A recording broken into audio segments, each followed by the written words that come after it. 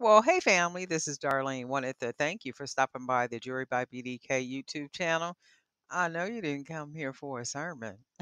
So here's the video, and we'll talk soon. Well, hey family, happy Sunday. This is Darlene stopping by real quick.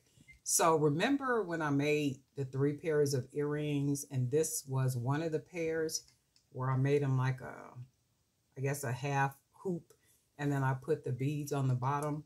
So, I went to wear these earrings today, and they were just a little bit too long for what I wanted to wear because I had my hair pinned up in a nice, big old, cute little bun and, just giving a whole lot of face.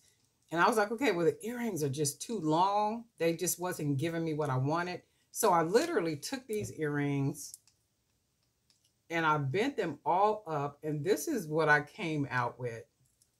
These are so cute. And I am getting ready to sit here and make some more of these earrings. I'm just like, wow, the things that you can do with wire. But that's all I stopped by for. I hope everybody is having a really good day. And you had a really good day. And guess what? We'll talk.